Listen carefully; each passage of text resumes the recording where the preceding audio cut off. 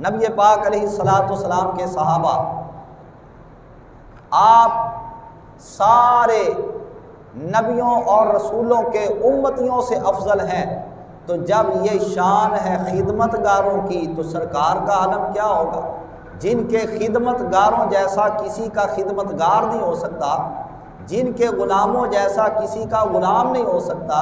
ارے جن کی امت جیسی کسی نبی کی امت نہیں ہو سکتی۔ 12 ربیع الاول کو میں نے یہیں سے تو اپنا بیان شروع کیا تھا کہ نبی پاک علیہ الصلوۃ والسلام کی امت بھی کوئی عام امت نہیں، رب تعالیٰ نے تورات کے اندر اس امت کی شانیں بیان کی، اور وہ شانیں پڑھ کر حضرت موسیٰ علیہ الصلوۃ والسلام رب تعالیٰ کی بارگاہ میں عرض کرنے لگے، مولا اگر وہ اتنی شان والی امت ہے تو مہربانی کر کے مجھے ہی عطا کر دے،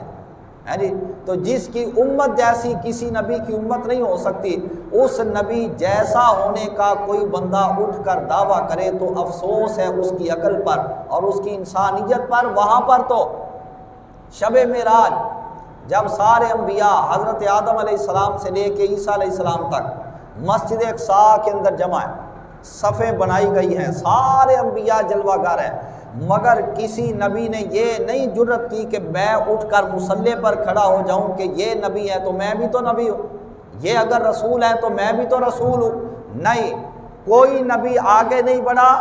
مصلی مصطفیٰ خالی رہا، اور جب آقا دو جہاں علیہ الصلوۃ والسلام جلوہ گر ہوئے تو پھر آپ کی خدمت کے اندر عرض کیا گیا کہ آپ مصلی کے اوپر جلوہ افروز ہو کر امامت فرمائیں۔ تو جب انبیاء حبیب خدا کو اپنے آپ سے افضل مانتے ہیں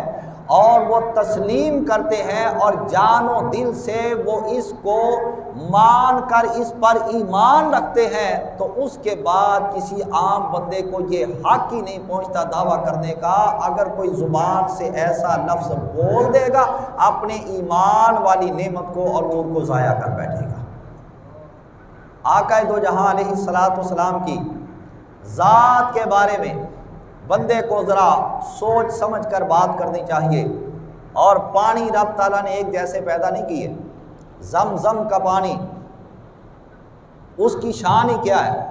مگر علماء فرماتے ہیں کہ زمزم کا پانی وہ بڑی شان والا ہے، بڑی برکت والا ہے۔ کیوں نہ برکت والا ہو کہ اللہ کے پیارے ذبی حضرت اسماعیل علیہ السلام کے پاؤں سے نسبت رکھتا ہے۔ انہوں نے جب ایڑیاں رگڑی زمین پر تو پانی کا چشمہ نکل آیا،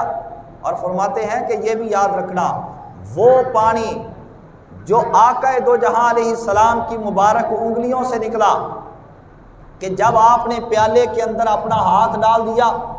انگلیوں سے پانی کے چشمے جاری ہو گئے، فرمایا کہ یہ انگشت مصطفیٰ اور حضور کے ہاتھ مبارک سے پانی جاری ہونے والا یہ زمزم کو بھی پیچھے چھوڑ جاتا ہے، اس سے بھی زیادہ شان کا مالک ہے۔ اس واسطے حضور کی انگلیوں سے جاری ہونے والا پانی یہ اتنی شان کا مالک ہے کہ زمزم شان والا ضرور ہے، مگر اس پانی کا وہ بھی مقابلہ نہیں کر سکتا۔ تو جس کی انگلیوں سے نکلا ہوا پانی وہ بے مثل ہے، وہ بے مثال ہے، اس کا مقابلہ کائنات کا کوئی پانی نہ کر سکے۔ تو جس نبی کے ساتھ لگ کر نبی کی نسبت سے پانی شان پا جاتا ہے، اس نبی کا اپنا مقام و مرتبہ، اس کا اندازہ کون لگا سکتا ہے؟